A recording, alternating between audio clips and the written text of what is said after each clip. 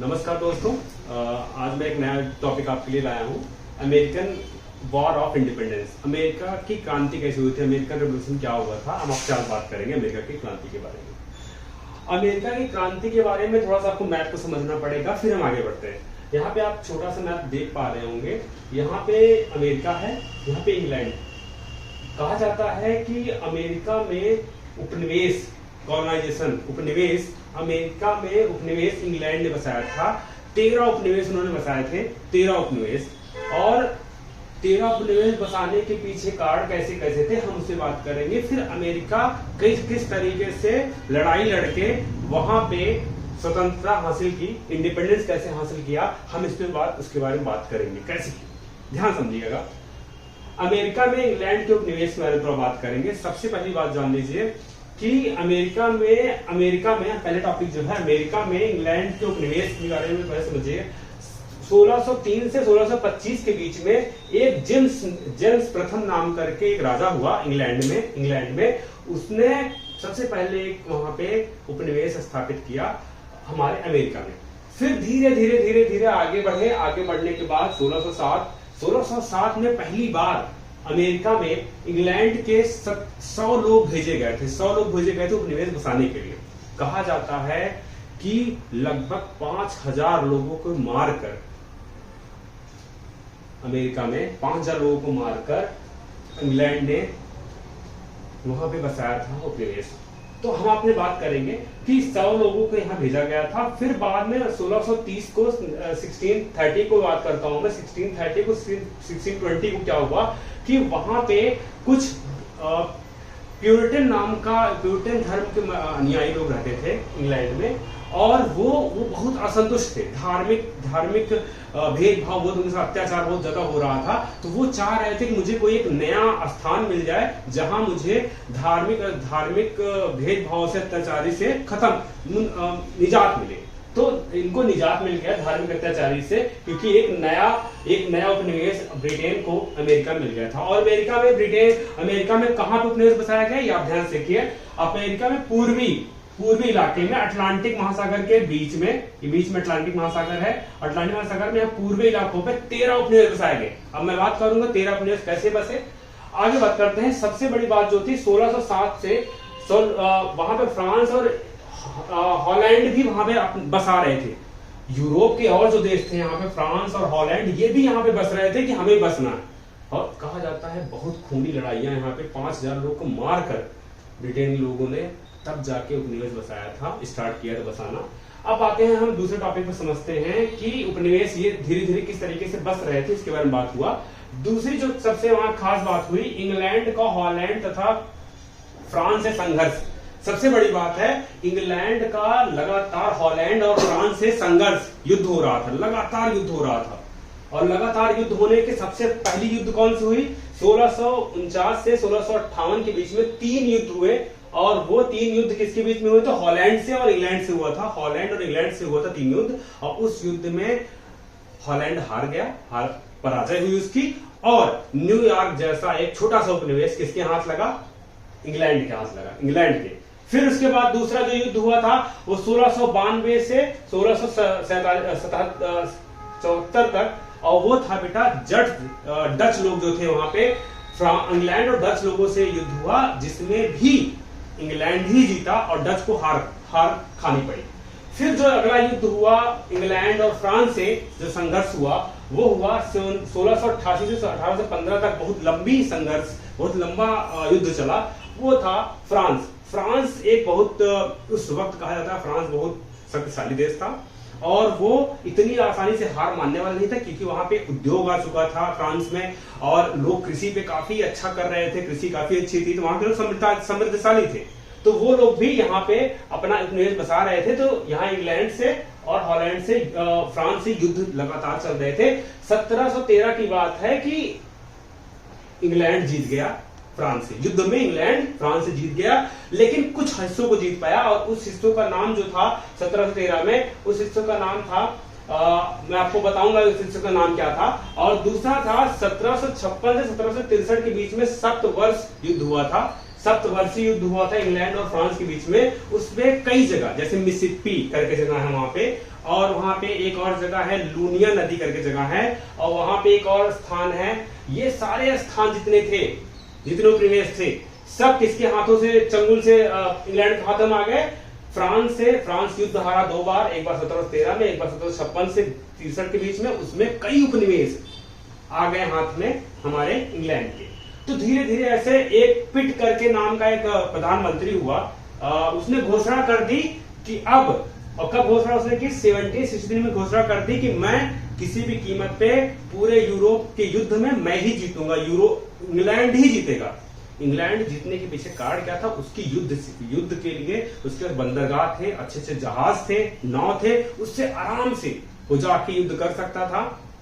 कहा जाता है कि इंग्लैंड से और अमेरिका की जो दूरी थी वो लगभग 1000 मील थी, 1000 मील, और काफी दूर थी। और कहा जाता है यहाँ अमेरिका में जैसे वो लोग अपना सेना उतारते थे, कहा जाता है यहां से 3000 मील यहां से यहां थी, 3000, और 1000 मील यहां इसके अंदर जाना पड़ता था। कहा जाता है जब ये लोग रात के टाइम युद्ध करने जाते थे, जब यहां उतरते थे अमेरिका में, तो अमेरिका में 1000 मील जाते थे और जंगल था, पूरा जंगल था यहाँ पे अमेरिका में, पूर्वी इलाके में। और ये पूर्वी इलाके में इन्होंने, तो धीरे धीरे लड़ाई काफी लंबी चली, और बाद में इनके हाथों में बाद में 13 उपनिवेश आ गए, जिसमें था न्यूयॉर्क था, और जॉर्जिया था, और ऐसे कई उपनिवेश थे। 13 उपनिवेश मैं आपको बताऊंगा, 13 उपनिवेश जो थे।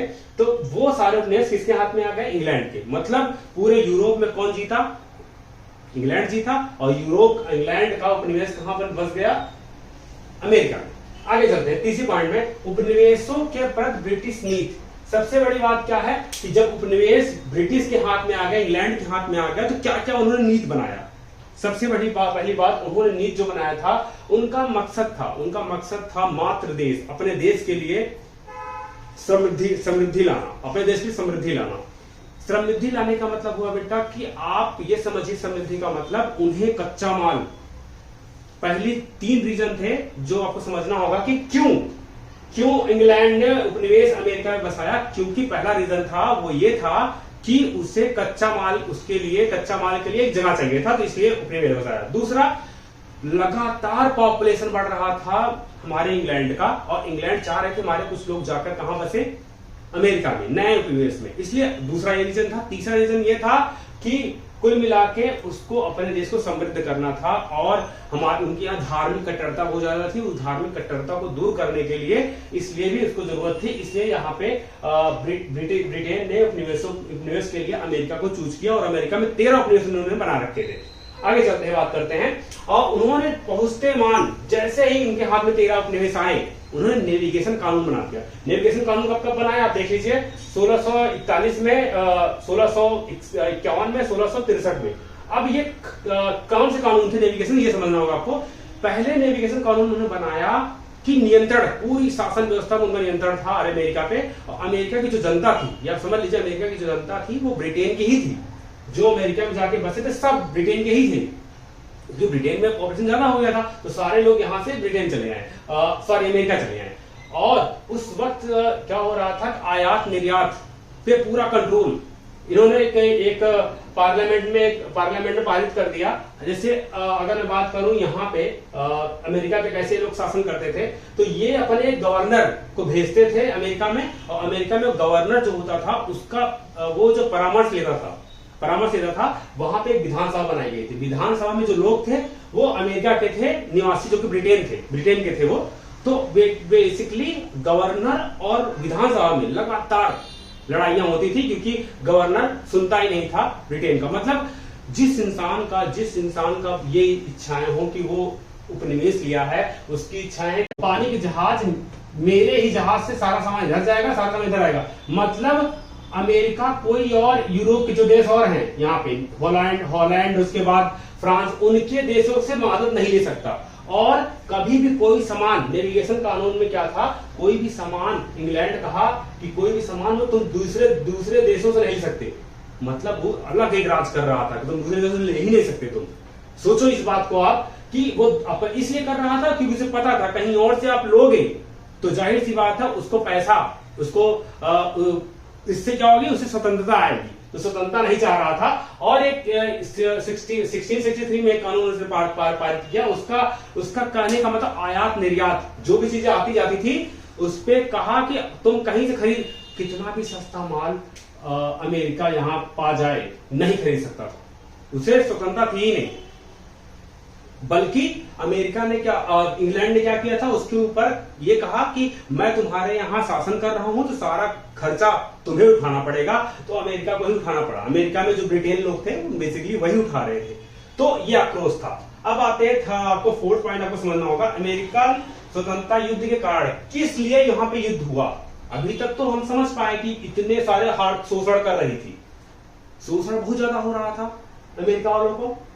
और सबसे बड़ी बात क्या है, ये आपको समझना होगा कि जो बेचारे इंग्लैंड के जो बेचारे गए थे यहाँ पे, क्या नाम है, अमेरिका में, वो इसलिए गए थे यहाँ पे क्योंकि उनको सम्मान, उनको अत्याचार सहना पड़ रहा था यहाँ पे। और जब ये सह रहे थे तो यहाँ पे पहुंचने के बाद इन्हें बड़ी मुश्किल से इन्हें घर बनाया, खेती बाड़ी बनाई, अपना जीवन बहुत मुश्किल से नए सिरे से बनाए थे। मैंने बहुत मुश्किलों का सामना करके ये अपना घर बनाए थे, इतनी आसानी से ये नहीं बसे थे। इनके सामने ये जो आर्थिक शोषण हो रहा था इन्हें अच्छा नहीं लग रहा था। आते ही बात करते हैं हम अमेरिकन स्वतंत्रता युद्ध के कारण। कौन कौन से युद्ध थे, कौन कौन से कारण थे जिसकी वजह से ये युद्ध हो गया अमेरिका में और ब्रिटेन में, इंग्लैंड में। ठीक है, ब्रिटेन या इंग्लैंड। पहला था कारण बेटा, वो था इंग्लैंड के प्रति सद्भाव न होना। पहली बात तो इंग्लैंड के प्रति सद्भाव न होना कारण था। मतलब क्या हुआ कि इंग्लैंड के जो लोग यहाँ पे आए थे वो इसलिए आए थे क्योंकि उनके साथ गलत हो रहा था इंग्लैंड में। वो लोग किस धर्म के थे, प्यूरिटन धर्म के थे। प्यूरिटन धर्म के लिए वहां अत्याचार हो रहा था, उनके साथ बुरा सलूक किया जा रहा था। वो बेचारे बहुत मुश्किल से यहाँ आए थे और यहाँ भी इनके साथ अत्याचार कर रही थी, इसलिए उनके प्रति, इंग्लैंड के प्रति कोई सद्भाव नहीं था। उन्हें पता था जब वो इंग्लैंड में थे तब पर भी उनके साथ गलत व्यवहार हो रहा था। अब वो अमेरिका चले आए, वहां इंग्लैंड छोड़ के फिर भी गलत व्यवहार हो रहा था, इसलिए वो खुश नहीं थे। तो इंग्लैंड जो है, इंग्लैंड के प्रति सद्भाव होना तय था, सद्भाव न होना। आगे आते हैं दूसरे पॉइंट में, स्वतंत्रता की अंग्रेजी परंपरा। वो लोग, ये हमें बात भूलनी नहीं चाहिए, स्वतंत्रता की अंग्रेजी परंपरा, ये हमें बात भूलनी नहीं चाहिए कि जो इंग्लैंड से अमेरिका के बस गए थे वो पहले ही इंग्लैंड के थे। इंग्लैंड में ये बात एकदम खुली कह दी गई थी 16वीं सेंचुरी में कि आप आराम से फ्री ट्रेड करिए, मैंने फ्री व्यापार करिए, फ्रीली, वहां बहुत कुछ फ्री था। तो उन्होंने फ्रीडम देखा था, तो वो भी चाह रहे थे हमारे फ्रीडम हो, क्योंकि वो वहीं के थे, बाहर के नहीं थे। तो आप इसमें ये नहीं कह सकते बाहर के थे उनके पता। तो इसलिए वो स्वतंत्रता की अंग्रेजी परंपरा को जानते थे कि राजनीतिक विचार जो लेकर वो आए थे वो यहीं से लेकर आए थे, ब्रिटेन से ही, इंग्लैंड से ही लेकर राजनीतिक विचार आए थे। इसलिए उनको बिल्कुल पता था स्वतंत्रता के बारे में। सामाजिक भिन्नता, सबसे खास बात यह थी सामाजिक भिन्नता।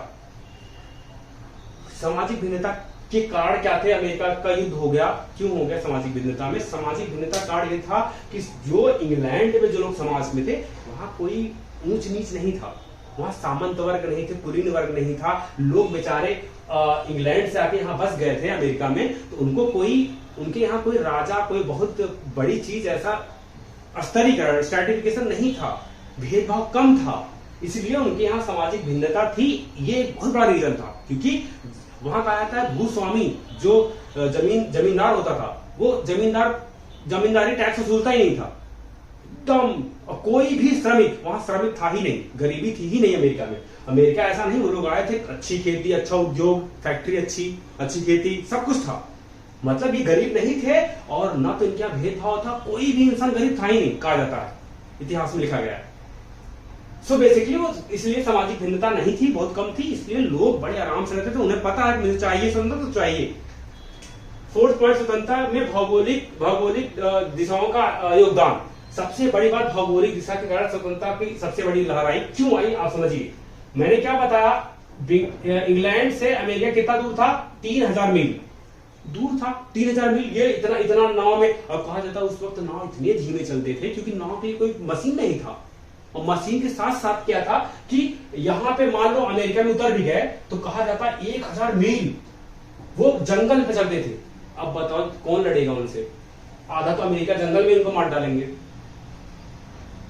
आप समझ रहे हैं? आधा तो अमेरिकन यहाँ जंगल में 1000 मील जब रात में उतरेंगे वो ऐसे ही मार खाएंगे वो। तो जाहिर सी बात है एक ये बहुत बड़ी बात थी, उनको स्वतंत्रता के लिए भौगोलिक योगदान उनके पास था।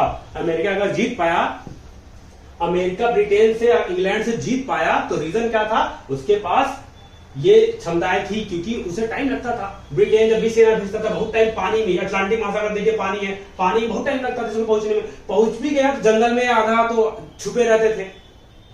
जीतने में आसानी हुई। और जो पांचवा ऑप्शन था आत्मविश्वास में वृद्धि। सबसे बड़ी बात 1763 में फ्रांस जो था वो अमेरिका पे कई जगहों पे उपनिवेश बना रखा था, और फ्रांस को हराया कौन था? अमेरिका वाले लोग इंग्लैंड के साथ मिलकर।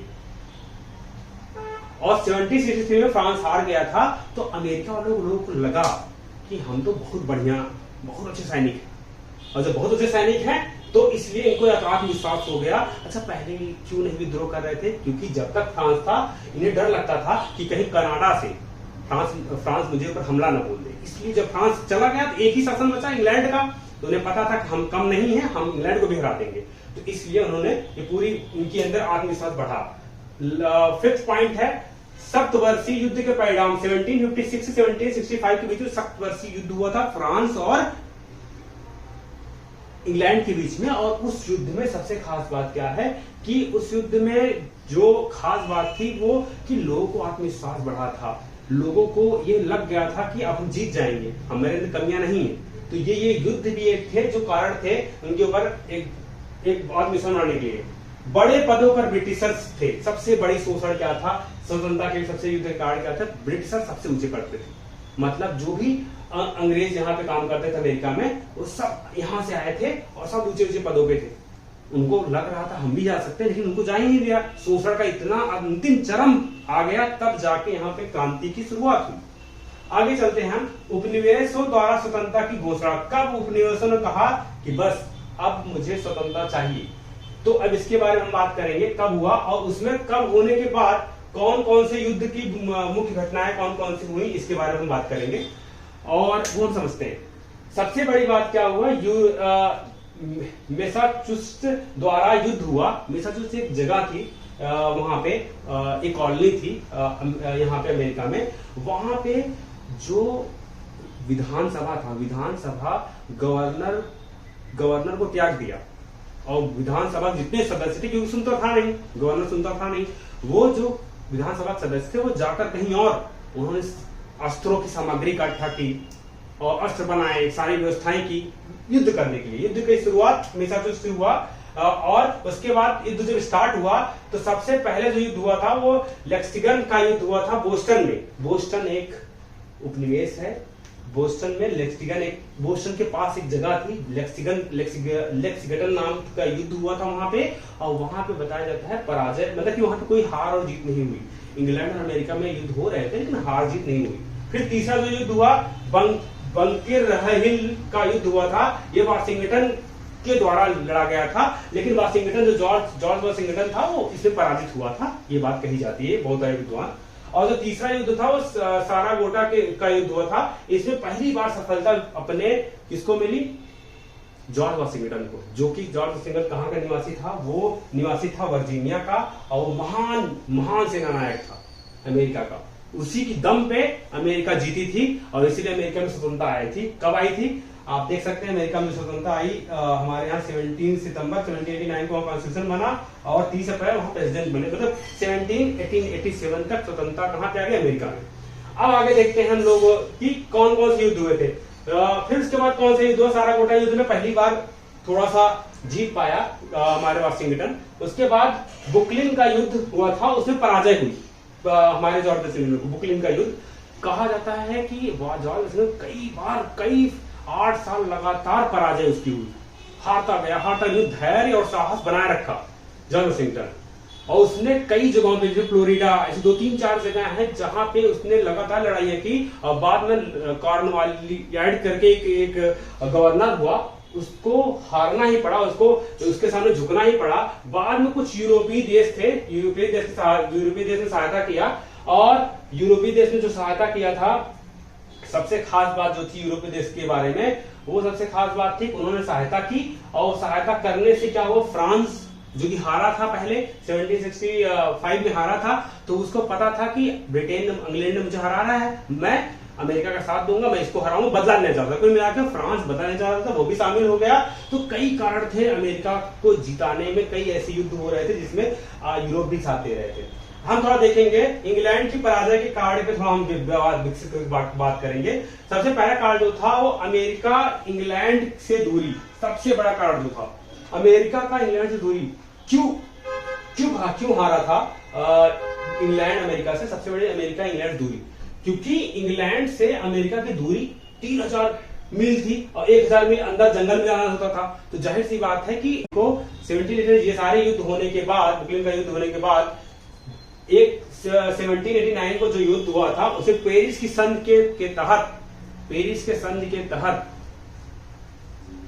अमेरिका यूरोप जो है, यूरोप में जो इंग्लैंड है वो हार गया अमेरिका से, और यही संधि जो हुई थी, इसी संधि से कहा जाता है कि वहां का जो गवर्नर था इंग्लैंड का, वो पूरी तरीके से हाथ खड़े कर दिए कि अब मैं स्वीकार करता हूं हार, और हम अमेरिका को स्वतंत्र कर रहे हैं 1789 को, क्योंकि यूरोपीय देश फ्रांस और ये सब देश मिलकर सहायता किए थे किसका, इंग्लैंड का, और इसलिए वो जीत पाए। और इसमें सबसे बड़ी जो योगदान होता है जीतने के पीछे, वो है जॉर्ज वॉशिंगटन। जॉर्ज वॉशिंगटन 8 साल लगातार हारा। आप सोचिए कितना धैर्यवान, कितना साहस वाला आदमी होगा, लगातार 8 साल हारा, फिर भी उसने हिम्मत नहीं हारी, और पेरिस की संधि के तहत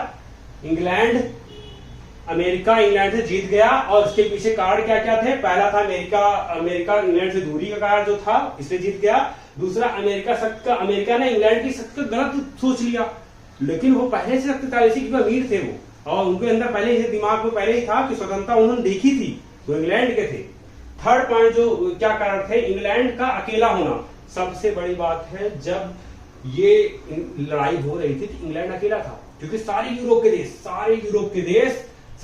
देश साथ हो गए थे अमेरिका के, और इंग्लैंड अकेला पड़ गया था, जो कि दूरी भी ज्यादा थी, इसलिए सबसे बड़ा कारण था कि अकेला होना, इंग्लैंड अकेला हो गया था। जॉर्ज तृतीय का सबसे अंतिम जो चरित्र कहा जाता है वही एक था।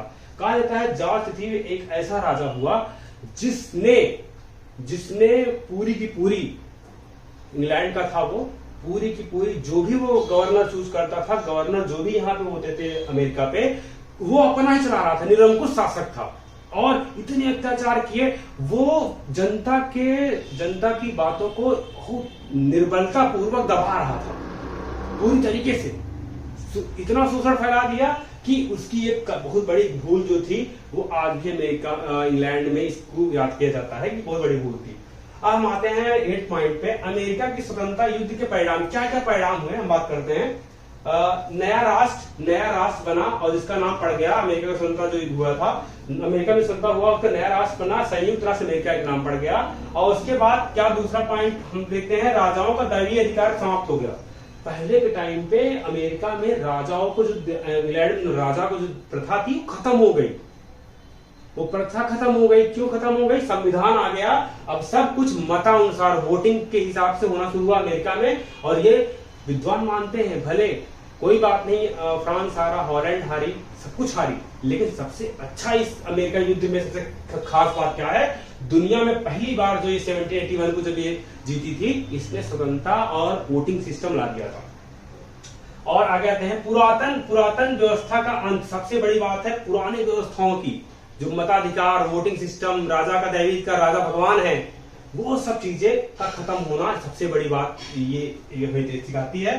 फ्रांस की क्रांति जो आई थी 1789 को, वो क्रांति क्यों आई थी, क्योंकि लोगों ने अमेरिका का स्वतंत्रता संग्राम देखा था। फ्रांस के लोग क्या मांग रहे थे, फ्रांस के लोग कह रहे थे मुझे समानता चाहिए, और आई इक्वलिटी, क्योंकि एक हो चुका था, एक इंडिपेंडेंस हो चुका था, इसलिए ये बहुत बड़ी इसका एक परिणाम था। इंग्लैंड की औपनिवेशिक नीति में परिवर्तन। उस वक्त इंग्लैंड ऐसा नहीं अमेरिका में था, इंडिया में भी था, अफ्रीका में भी था, उसने अपने नीति को, पॉलिसीज को बदल दिया, क्योंकि उसे पता था कि अगर अगर मैं नहीं बदला तो अमेरिका ऐसा हाल हो जाएगा, अमेरिका जीत गया। अमेरिका जीत गया था, इसे पता था कि इंडिया को अगर पकड़े रहना है अफ्रीका को तो मुझे भी पॉलिसी बदलना पड़ेगा। और सबसे खास बात ये कहा जाता है कि यहाँ जितने कहा जाता है इसने इंग्लैंड ने यहाँ कुछ लोग टोपी बनाते थे, टोपी बनाते थे। अमेरिका में कुछ टोपी की फैक्ट्री थी। इंग्लैंड ने कहा टोपी नहीं बंद करो बनाना, लोगों ने टोपी बनाना बंद कर दिया। इंग्लैंड का मैं टोपी बेचूंगा, मैं टोपी भेजूंगा तुम्हें। मतलब जितने फैक्ट्री नई बनती भी थी ना यहाँ पे वो सब इंग्लैंड में दबा देता था। क्यों? उसे पता था कि मैं बेचूंगा तुम्हारे यहाँ, तुम्हारे यहाँ सामान ले जाऊंगा, अच्छा माल बेच के दूंगा। उसने बहुत ज्यादा आर्थिक शोषण किया था, इनको एकदम नियंत्रित करके रखता था, कंट्रोल करके रखता था। और कहा जाता है कि कोई भी सामान ये बाहर से खरीद कितना सस्ता मिले, अमेरिका में कोई सामान बाहर खरीद ही नहीं सकता, इतना नियंत्रण था। आगे आते हैं हम लोग जॉर्ज वाशिंगटन, जो कि सबसे महानायक के तौर पे आज भी वहां जाना जाते हैं और 2 बार राष्ट्रपति बने थे अमेरिका में। और उनकी खास बात क्या थी? ये पैदा हुए थे 11 तारीख को 1732 को वर्जीनिया में पैदा हुए थे और 1775 को सेनापति का पद मिला। 1775 को सेनापति का पद मिला और जब ये सेनापति बने थे इनकी उम्र थी 43 साल की उम्र में जॉर्ज वाशिंगटन अमेरिका में सेनापति बना। लेकिन उसने बोस्टन में सफलताएं हासिल की। बोस्टन में जब युद्ध हो रहा था अमेरिका और इंग्लैंड में तो उसने सफलता हासिल की थी और उसको देखकर लोगों ने उसे प्रथम राष्ट्रपति बनाया। और जब संविधान वहां कब आया था? 17 सितंबर 1787 को कॉन्स्टिट्यूशन लागू हुआ अमेरिका में और 30 अप्रैल 1789 को प्रेसिडेंट पहला वो बना। दूसरा प्रेसिडेंट वो कब बना था? दूसरा प्रेसिडेंट 1793 को प्रेसिडेंट बना और 1799 में उसकी मौत हो गई। कहा जाता है जॉर्ज वाशिंगटन एक ऐसा आदमी निकला जो 13 उपनिवेशों को एक देश में पिरोया और देश में पिरोकर एक देश बनाया। और एकता, जो आज भी एकता हम देखते हैं, जो आज कोई नहीं जानता था कि संयुक्त राज्य अमेरिका जो गुलाम है, आज पूरी दुनिया में, आज बात करो पूरी दुनिया में सबसे अमीर देश कौन सा है? यूएसए, संयुक्त राज्य अमेरिका। और सबसे अमीर देश है, एक समय पहले सबसे गरीब देश था। वहां पे लोग बड़ी मुश्किल से गए थे, रोते रोते गए थे क्योंकि वहां धर्म की दिक्कतें थी, लेकिन कोई जानता नहीं था। तो ये था हमारा टॉपिक।